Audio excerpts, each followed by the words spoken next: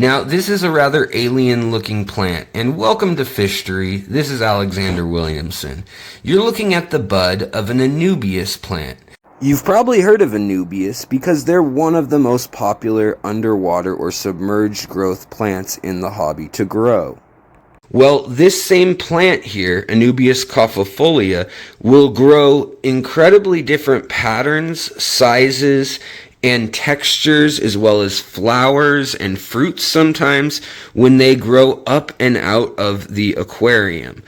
However, not all of our aquatic plants are designed to do this or evolved to do this. Some of our plants are not able to unless it's extremely high humidity. So in this video, I want to talk about 10 groups of these plants, and we're going to talk about genuses because these plants evolved very similar to one another. So while there's Anubias caufifolia, there's also Anubias petite nana, there's Anubias fraseri, there's a whole bunch of Anubias that you can get to do this same thing. So we're going to count down through these different species and talk about some tips and tricks on how you can get them to grow out of your aquarium, and also the ones that flower and the different forms they take as they grow from being submerged or underwater to immersed or out of water. And when they do that, they actually grow a rubbery or waxy cuticle, as we call it, on the outside of the plants. And you can then allow them to live in a less humid environment. They actually metabolize nutrients and oxygen and light. All of that gets shifted in how it's being handled in the plant. And most of our plants are actually grown in nurseries down in North America. They're grown mostly in Florida. And they're grown outside with their roots in water and the plant growing above water because they grow faster. The water is a barrier between light, between CO2, between oxygen that your plants have to overcome in order to thrive. And to grow them quickly, they simply plant them above water, and this is why plants melt when you put them into a new aquarium. So we're going to talk about having a plant that is both living with its roots submerged and under the water, getting the nutrients, while also putting off oxygen and CO2, depending if it's night or day, and flowering or putting off interesting new forms of the plant above water. Now, before we count down these 10, I just want to say that there are 3 major types of these plants, and we're looking at one right here, Bucephalandra, which has these beautiful little silver crystals on it that give it an iridescent shimmer. And this plant is one that would be in the category of a plant that is underwater part of the year. So you have true aquatic plants. So for instance, Kabamba. That is a plant that needs to be underwater year-round. It doesn't do well up and out of the water. It actually dries out and dies. So some plants have evolved that way, so you don't want to grow those out of the water. Others, like Bacopa or like Hygrophila, Rotala, Ludwigia, a bunch of plants that are in here, these have evolved to grow on the borders of where it is wet. And as the wet season comes in, they are then growing up out of the water with their roots gathering nutrients or holding on to rocks with their rhizomes or their roots or bulbs. And then with their leaf being able to capture far more sunlight and chlorophyll to metabolize. Also, it should be noted that there are many plants that may be sold to have their roots in water, but they are not truly plants that should be submerged more than a month or a week or a few days, like a spider plant or white ribbon plant. Pothos, These are great at pulling nitrates and nitrites out of the water, ammonia out of the water, and micronutrients out of the water. However, they are not designed to live their whole life cycle underwater, and you want to only have the roots maybe tucked in the back of your aquarium or in a filter or a sump rather than having them submerged. So we have to focus here on plants that are in that marginal area, in the riparian zone between where a river or a lake floods and when the drought season comes, recedes, and then the plants are uncovered and they have to have evolved methods for surviving in both conditions, which are usually involving very interesting colors and new formations of leaves that you won't see underwater. So let's jump in and count them down right now.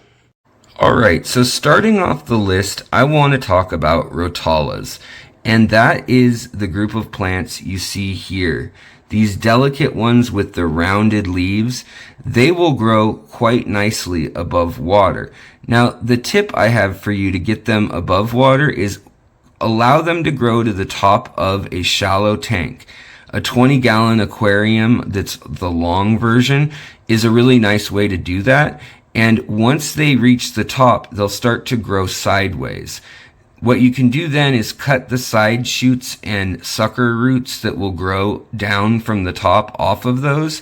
And you can then literally pick it up and set it on the edge or rim of your aquarium.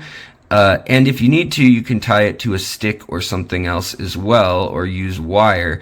But usually just setting it up over the edge or the rim of a bowl or a vase or your aquarium will allow it to get that extra oomph and up into the light of day and out of the water. Now, number 9 on our list is going to be Anubias, and you can see here how Anubias fraseri stardust has some speckles and some pretty glistening colors plus some ribbing on it underwater. Well, there's all sorts of Anubias. There's several dozen types of Anubias, from gold coin that's more yellow to petite nana that's very tiny to all sorts of different variations that get large, like cophifolia here. And we started here, but I also want to show you that a lot of these actually have kind of an iridescent blue shimmer to them, or different colors. Some of them even take on yellows, and their nutrient profile and the humidity of the room, as well as the alkalinity of your tank and the nutrient profile of your tank, are all going to make a difference in this, and they're all fun things to play with as you learn more and more about these plants and their amazing life cycles. Look at this new leaf forming on the Anubias. It's absolutely beautiful, and it's a form you'll never see underwater, just like that bud we saw forming that can flower and pollinate other Anubias, and that's how we get new hybrid forms of Anubias when you see Barteri crossed with fraseri, and it's when we cross-pollinate these flowers that only occur when it comes up and out of the tank. Now, another one of my favorites is Bulbitis Hejalata and the entire Bulbitis family, which is a fern family.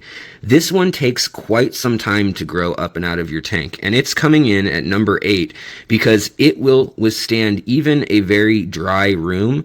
Although it likes a more humid room, it can withstand a dry room because it's so rubbery and waxy and such a sturdy plant once it is up and out of the water. And when they're coming up out of the water, it's not unusual to see the plant look slightly unhealthy. That's because it is. It is actually taking the nutrients that were in the plant when it was underwater and flimsy and kind of almost feels like plastic, and it's turning it into a more stable, rubbery, or almost ceramic feeling, glossy, rubber-like state so that it can support more weight and get bigger and bigger until it's growing quite a ways out of your aquarium. Now, another fascinating plant is going to be the genus of Hydrocodile, or moneywort and pennyworts. Sometimes called Japanese moneywort. Sometimes you'll see the Hydrocodile tripartita. This is Hydrocodile Verticellata, and this one looks like little umbrellas underwater. A lot of people ask about this specific plant when they see it in my aquascapes, and it's one that I really love, but it's also one that grows as a vine. So as it's growing as a vine, you can actually train that vine. You can follow it down to where these are coming up from, and you can weave it throughout different parts of your aquarium, and it will reach up towards the light, and yet again you will get these lovely little white flowers that are absolutely charming and beautiful. Now, let's take a step back before we get to number 6. Let's talk just for a moment again about the beauty of Rotalas. They come in many varieties, and this one, which is mini butterfly pink, underwater looks completely different than these rounded little leaves with just a hint of pink on the stem.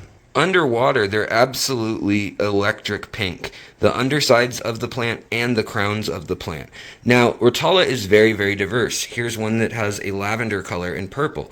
And so number 6 is going to be a plant that's very similar, which is the Ludwigia genus. And that plant includes this one here, which is Ludwigia rubens, including this one here, Ludwigia repens, which is also sold as super red sometimes. Well, this is the version before super red, the natural version, and it is just now beginning to exit the actual aquarium. So you can see as it's growing up and out of the water, it's also putting out feeder roots, and it's splitting to try to split up the area that gets the light. So it wants as much of the leaves as possible to get light that is not too intense. When it gets too intense, that causes it to make a type of pigment that's like sunscreen, and that produces these crazy red colors that protect the cells from certain wavelengths of light. And that's how we get the bright colors. So highlight is very essential for some of these traits.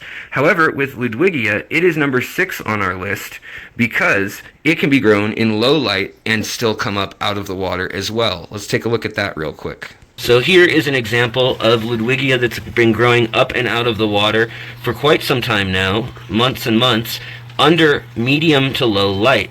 And it doesn't have any of the bright colors or even the bright undersides, nor does it have any flowering, but it's still an interesting plant that gets much narrower leaves in this form, in the repens form, than it got in the high light. You can also see another variety right here with the wider leaves still, and with a little more color on the stem that is a bit different from the rest of the plant. Let's move on to number 5 now. So number 5 is another plant that requires very little light. It is used to growing in the Amazon rainforest, and that is the Echinodorus genus, or the Amazonian sword plant genus. It will grow up and out of your aquarium, and if it's a tall varietal of the sword fern, you can keep raising the light once it crests the tank. And if you put that light a foot above your tank, oftentimes it'll grow a full foot out of the tank, and you'll get this very interesting effect.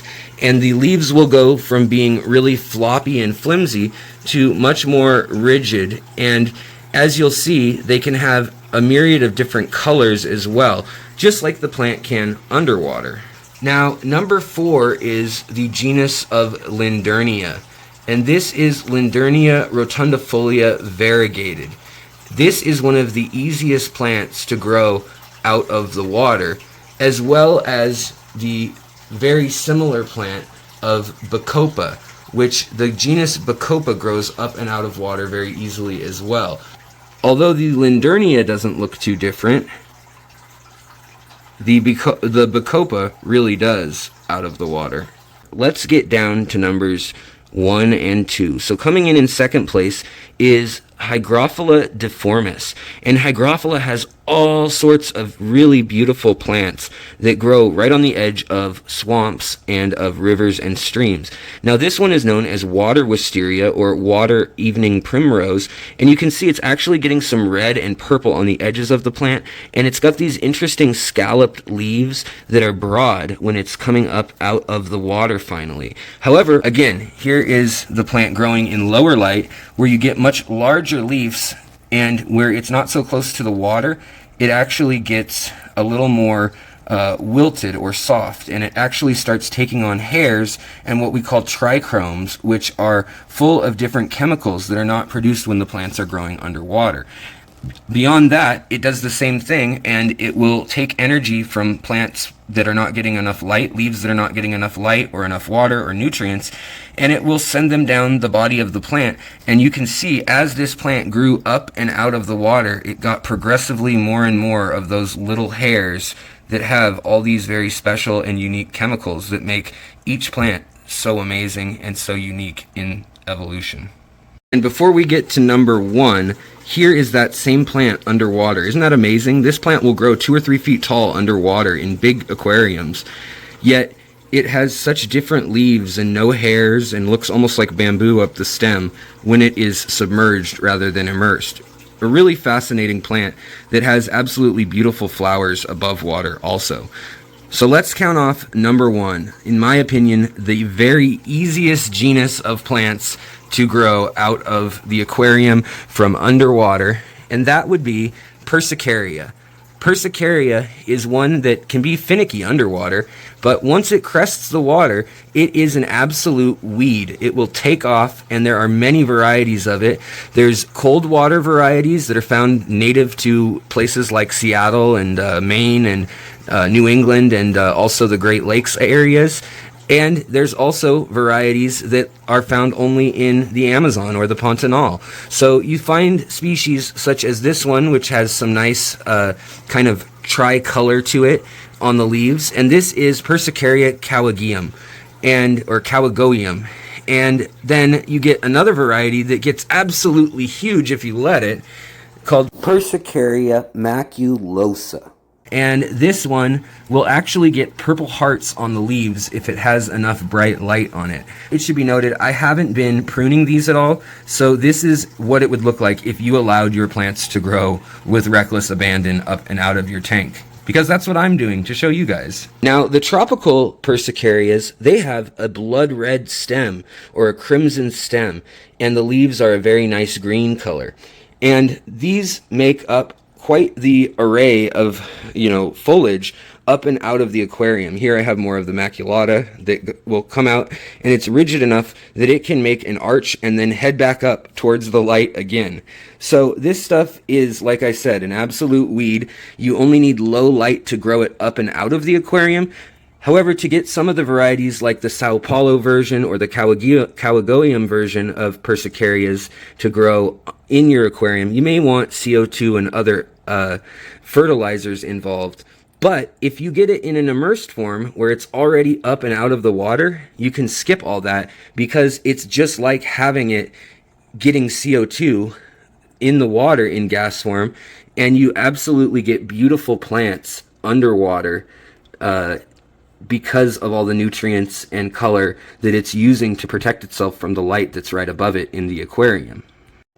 Alright my friends, that's it. 10 of my favorite plants to grow submerged in an aquarium, some of which you could benefit from having higher tech tanks with good filtration and fertilizers, CO2, high light, others which you can grow in low light or even just light from your windowsill or out in a pond. So I hope you guys liked this list. These tips were helpful and you guys were interested in this. If you'd like to see any species spotlights or deep dives on each specific plant, take a look on my channel to see if they're already there, or let me know in the comments. And also let me know which plants you enjoy growing submerged versus immersed. I'd love to hear other immersed plants that are working out for you guys in rooms like in my living room here. So I'd like to know what's working for you in low to medium light and in lower humidities.